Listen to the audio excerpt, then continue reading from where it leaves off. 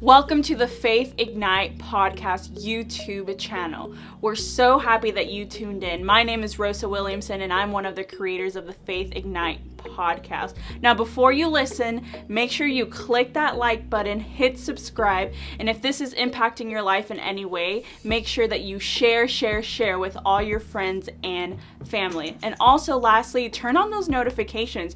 We'll be launching an episode every 2 weeks, so make sure you have your notifications on so you're ready to listen and ready to have your faith be ignited. We just thank you so much from the bottom of our hearts for your support. Thank you for listening. Welcome to the Faith Ignite podcast, and we are so excited that you guys have decided to join us for this episode. My name is Devon Williamson. My name is Rosa Williamson. And we're excited that you guys have to join us for episode number 9. Nine of this podcast. And we have such an amazing guest with us. He's going to be able to share his story of faith, and man, does he have a really good one. And so allow yourself to listen, to hear with your spirit, to see what it is that God is saying through this young man, and allow yourself to be encouraged in your faith so that you can believe God for even greater. And so with that said, allow me to introduce a brother, a friend of mine, a man of God by the name of Mr. Tyler Russell. Thank you all so much for having me here. It's truly an honor to be on the podcast to share with you two. So I'm honored to be here. Thank you. Man. Of course. Now, Tyler, we've known you for a couple of years now. Tell us where you're from and tell us a little bit about your childhood and where you grew up. All right. So I'm originally from Nassau, Bahamas, and I grew up there on an island. Before I came there, it was actually Andros Island, and I went to Nassau around 7 years old, and I continued schooling there. I played a lot of basketball before. I was trying to, in the Bahamas, sometimes they call it the Bohemian dream. You have a Honda and you work at Atlantis, or, you play basketball or sport and hopefully try to go to a league in a lot of countries like that. And so I was training probably about 7 days a week, 3 times a day, just going hard. And when I was 18, it was actually Thursday, December 27th, in the year 2012 at 11:57 p.m., I gave my life to Jesus Christ. And wow, I know, he knows. Yeah, so it was such a powerful move. Like I found myself in a hard place where, I was doing a lot of partying before, drinking. I was doing a whole bunch of stuff and just like following crowds. And one day I just came to a point where I was like I can't be doing this anymore. I actually need help, and I need help from a higher power. So I went in my room one night just by myself, and I started like crying, and I was like, man, I started calling off some names of some gods that I knew. Like I called like Allah, like I called Buddha, like I called like a list of what I knew. And I said, if the real God would come and save me, I will serve you in my life forever. And at that moment, on my laptop, I wasn't talking to anyone, but I had my laptop open on Facebook, and this young man, he just popped up in my chat, and he's like, the Lord Jesus Christ sent me to you. And at that moment, I was like, well, what am I supposed to do? And he's like, get saved, like give your life to Christ. And he led me in prayer right there in the chat. And I gave my life to Christ. And immediately afterwards, I just went I just set a blaze for the Lord, and I started doing a lot of evangelism, knocking on person's door, and just like ministering the gospel. And after a while being down there, the Lord is like, Tyler, I want you to go to school. And I was like, Lord, no, I don't want to go to school. Like, I'm fine here. I was ministering. I was having fun. I was good, and the Lord is like, no, you don't understand. I need you to go to school in order to do what I've called you to do. And if you don't go, you cannot do it. So I accepted that offer. And pretty much, I think it was about a year and a half later, I met David and Tierney Abel from Pennsylvania at Atlantis, helping them out. And it's so amazing. Like, she started asking me like a lot of questions, and she is like, are you a Christian? I was like, yeah. She's like, are you going to stay working to Atlantis for the rest of your life? Or are you going to like go to school and stuff like that? And like, just like deep questions like that. And I was like, whoa, like, man, like she's just like hitting me and had me thinking. And I was like, no, I don't want to stay here for the rest of my life. Can I do something about this? And basically they kept in contact with me, and they opened up an opportunity for me to come live with them in Pennsylvania. And I was thinking about it, and I was like, okay, let me think about it. I took a visit with them for 10 days. It was great. They told me I can come back for the whole summer if I wanted to. And I did go back for the whole summer. But right before I left, I was asking everyone, like leaders in church and different persons, like, should I take this opportunity? And probably about 97% of people told me no. They said, no one knows them. They said it may not be God, this and that, but none of them wanted to sign my papers for me to come to school and support me financially, but they were trying to like direct my life. So I sat down one day and I said, you know what, God, if everyone is against me in this, I said, you may be for me. So I just took their opportunity and I came to the U.S. and they provided that opportunity for me to come to school. And over 4 years, they paid $160,000 cash for me. And that's exactly what I was believing for.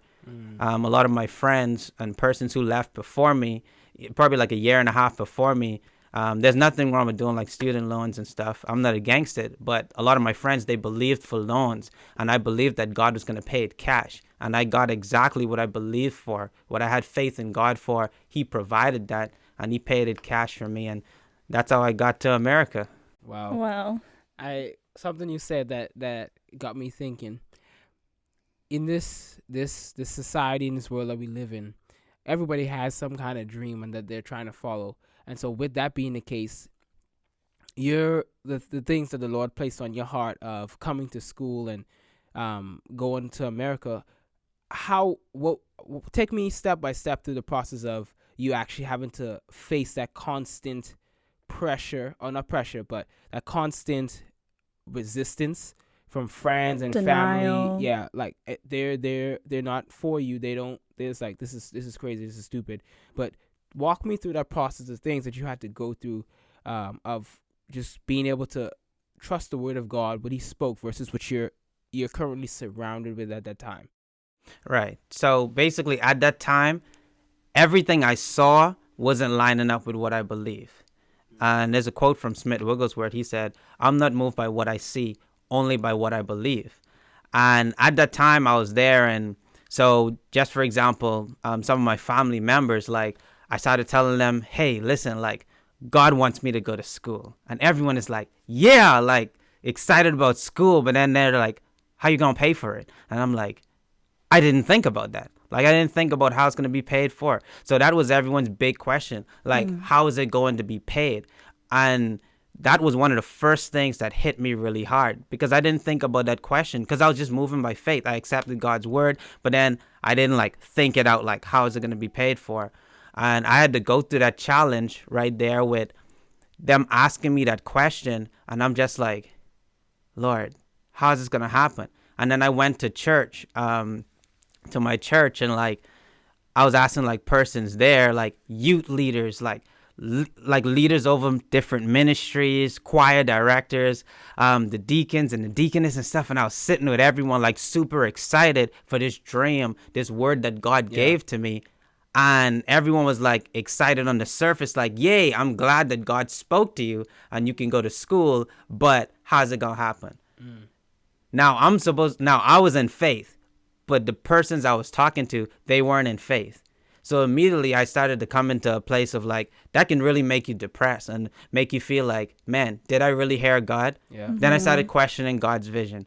I started questioning what he placed in my heart. And I was like, man, God, did you really tell me that? Like, did you really tell me that? Because no one else believes in it. And then I spoke to this guy. He's a prophet, and he said, Tyler, God says there's coming a day where you're going to have to make one of the greatest and the most challenging decisions of your life. But he said, fear not, because God said you're going to choose right. And I was like, okay, that was some encouragement. But that's pretty much like what I had to face, like main part, just family, friends, church leaders. Like no one they believed that God spoke to me, but they didn't believe that that God was going to do it. And I believed that he was going to do it, although I didn't know how. They wanted proof. They wanted evidence. They weren't moving by faith. They were only moving by sight. So that was my main challenge. Like, actually, like, how do I remain in faith and keep believing what God said, even if everyone else around me did not believe. And that was my main struggle. And I'm telling you, man, like I'd be home like all the time, like just like stressed out over and over and over. But what I did was I kept taking faith steps. Like one thing I did, I think I did this like the first two semesters I didn't go. Like this first one, I was telling everyone. I started telling everyone because I didn't want to go back on my words. So I intentionally started telling everyone, hey, I'm going to school. When they say, oh, I'm going to school. Hey, I'm going to school in August. I'm going to school. And then August came and I didn't go. Everybody's like, this dude ain't going nowhere. And then January came and I did the exact same thing. I moved in faith and I kept telling everyone, listen, I'm going to school. I'm going to school. I'm going to school. And January came, I was still there. And I was thinking to myself now, man, like, will God really do this? And I got a bit discouraged but I kept waiting on God. And basically that summer came, the next August. And so what I did, I took an even greater leap of faith. I packed up all of my clothes. I fitted, it was like a Nike duffel bag I had and one little small backpack. And I put it on my back and I packed my clothes in this little duffel bag. And all my other clothes, I put them in trash bags and I gave them out on the street to people. I gave away everything. And I sat in the living room with my duffel bag and my backpack. And I said, I am going to school. And then the door opened up to me. I saw a dream and I saw persons from America. They came and they opened up that way for me. And that was actually David and Tierney. And basically, long story short, that's how that door was open. But every time when people came against me, I did something in faith. And that's why I got to that point where I was fed up. And I was like, you know what? I'm not listening to anyone. I'm just going to do this. What's the worst that can happen? I be in the same place I'm at. I have to see and deal with the same persons. Like, I made up my mind to get out of there and to move. And that's why I packed up all of my bags. And I had them sitting there. Everyone thought I was going crazy. But I did go that semester. So, yeah. Wow. You got a question? Yeah. Okay. So you met them. And now everyone else was saying, okay, this man is crazy. Why is he packing his bags? But you met this family. Mm-hmm. So when you met them, what was that like? Did you ever doubt? Was there any like, okay, is this the family I dreamt about? Mm. And like, what were people saying then? Mm. You know, when I met them, I had no clue. I didn't tie them into like the dream that God gave me. Like I worked in something called cruise ship operations. So I dealt with all the persons who came to visit Atlantis Resort on the cruise ship. And they were in my group of people. And when I let all the persons go at the end of my tour, they were still there. And I was like, why are they still there? And they were like, you're supposed to take us to the water park. I was like, you're not wearing wristbands to take you into the water park. So they were like, no, we paid for this. And basically the kids, they actually had 12 adopted kids with them at that time. Oh. And they thought that the vacation was completely ruined. And I calmed them down and I was like, hey, listen, this is an easy problem. I was just doing my job and being professional with them. And I took them over to Dolphin Key to have an encounter with the dolphins, the kids in the water. And then me and David's wife, Tierney, we went to go and change out the wristbands and get everything sorted out with the packages. And during that time, she just kept asking me questions. She actually sparked it. She brought it up. I wasn't thinking about it. I was just doing my job. And she brought it up. She's like, you know, she started asking me if I was a Christian. I was like, yeah, I'm a Christian. I believe in God. And she's like, so what do you do now? You just work here? I was like, yeah, I just work here. She's like, you have any future plans? Because at this time, I was pretty discouraged. And she's bringing this up out of me. You know, she was giving life to what God had told me before that felt like it was dying in my heart. Like God sent them there to bring life to that again. And I was like, yeah, I'd like to go to school one day. And she was asking me like what I wanted to study. I told her accounting because I did that in high school and just like continuing my career. And she's like, so what are you going to do about it? Are you just going to remain where you are? Like, are you just going to work to Atlantis for the rest of your life? And I was thinking about it. And I was like, I don't want to work here for the rest of my life. Like, I wanna have a better life. Yeah. I want my life to improve. And that really sparked me while I was speaking to her. And we just like got all the wristbands and stuff sorted out. We got back over to Dolphin Key with the rest of the family, and I helped them. I put on the dolphin bands, and then the kids wanted me to stay there with them. So I actually stayed an hour over my shift. I didn't tell them this until probably like a year later or something. But I did that, and then they still didn't want me to leave. They still wanted to continue to talk to me, and I sat with them on the beach and stuff, and I just spoke to them, and she just kept like asking me questions again, like, what are you gonna do? Like, what are you gonna do? Are you gonna do something? Are you gonna do something? Like, she was placing like fire on me, and she was pushing me, and I started stirring up my faith. And when I left from there, I was like, God, no, I want to go to school. And my faith ignite again. And I really think that's what sparked me up to really pack my bags this time and really go. It's like she was sent to cause that dream to come to life. And I'm so thankful that God he would send people like that into your life to stir you up again. Like, you'd find yourself having a vision from God, something he gave to you, and maybe it didn't happen as yet, or it didn't happen the way you wanted it to happen, or in the time period you was hoping it happened.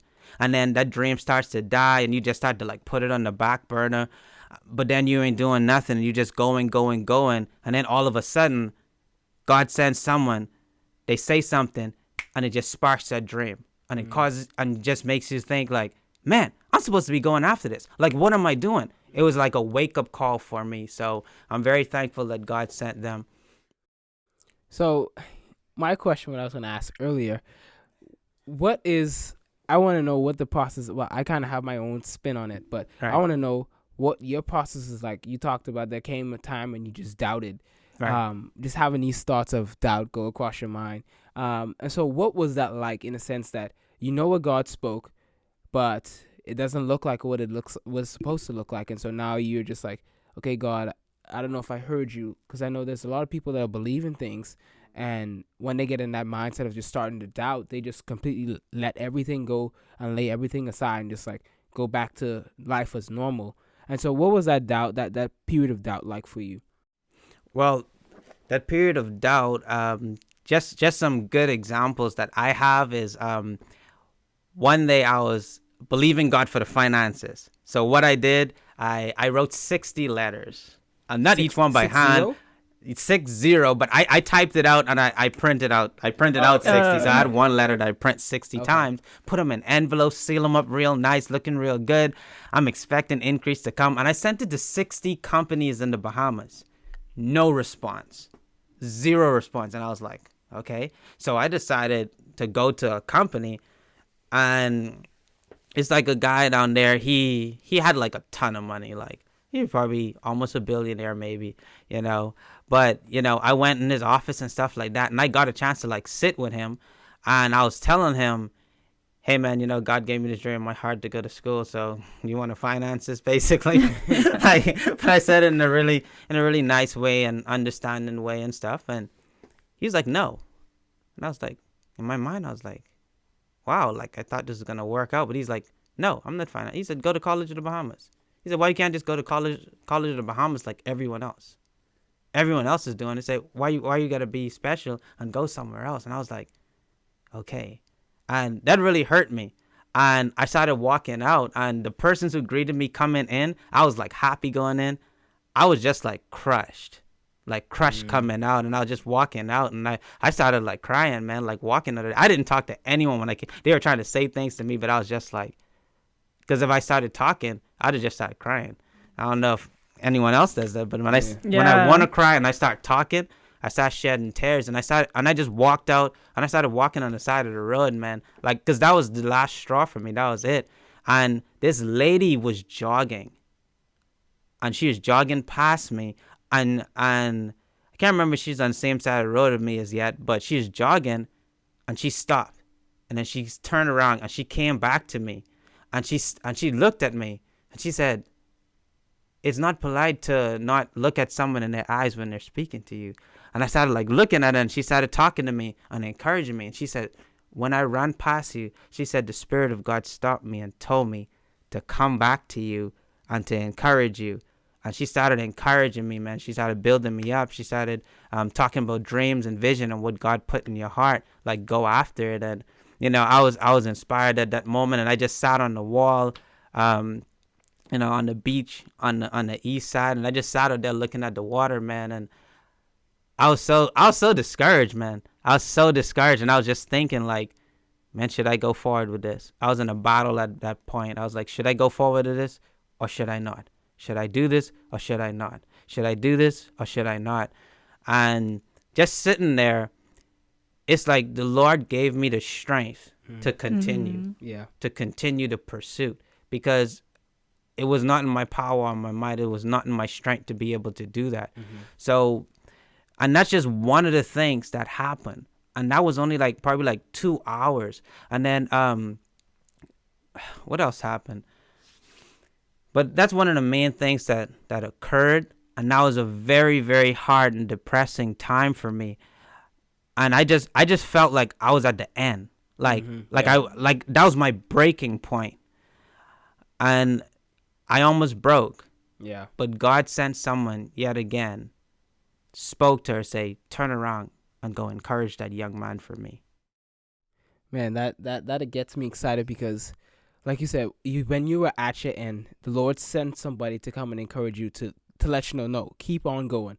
What is going on is I'm the author behind everything that's going on, so I want you to keep going and don't stop. And so that just encourages me, and I know that our listeners are being encouraged because who knows what they're going through. They may be going through something where they're at their end, but just by hearing your story right now in that moment, they'll be like, you know what, he was able to keep going on, and so this is the Lord using this platform to encourage me to keep going. And so, man, that is powerful. So Tyler, now that you're in Tulsa, what are some of the fruits of your faith? So some of the fruits of my faith are, one, I completed my education at Oral Roberts University in accounting. I got married here to my beautiful wife, Joycelyn. Also, I'm surrounded by a community of friends who have become family to me, and a community of brothers. I now have a mentor who is helping me to go forward and help me to put the pieces of my life together. Also, I received full healing from everything from the past. All the past hurts, everything in the Bahamas, everything I went through, I received full healing, and that created a foundation for me to actually build upon and do what God has called me to do. And finally, just all the lessons I learned, the lessons of love, joy, peace, patience, self-control, just everything I learned. I learned love, learned faith, learned how to connect with others. It's like, if I didn't come out of the Bahamas, I would have never received or live in and walk in the fruit I have now. It's like I would have just remained stuck because I didn't walk by faith. And so, kind of wrapping it up here, we kind of ask all of our guests this one question, but for our listeners on the other end, what is one piece of advice that you would give them? One piece of advice is, if God has given you a vision, if he has told you something, he has said something to you, keep it in your heart and believe God fully. Even if it's tarrying and you're waiting for it, remain strong in your faith. Don't waver. You may want to doubt at times, but speak to that doubt and command it to leave, command it to stop, because you have the authority over it.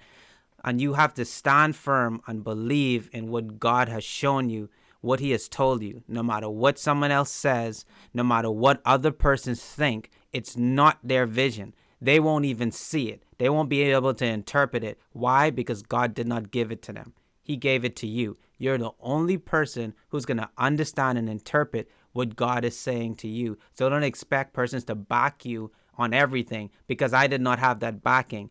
If I had relied on others, they would have failed me, and I would have never been here right now in the U.S. So that's my piece of advice. When God gives you a vision, you stick with it, you stay with it, and you see it to the end. Amen, man. That's a way to drop the mic right there. But on a serious note, Tyler, we want to say thank you for just interviewing with us, taking the time to interview us, because I'm pretty sure, I guarantee you, someone is going to want to hear your story, and someone is going to be encouraged by your story, to see where you came from and then how it is that you ended up here in the U.S. And it was none of your doing. It was all the Lord's provision. So I guarantee you that's going to encourage someone's faith tremendously. Thank you guys so much for watching this episode. And before you go, make sure you like, share, subscribe, and be able to share this message with everyone that you know, so that we can continue to do what God has placed on our hearts to be able to take this message of faith around the world. So thank you guys so much, and we'll see you guys here next time.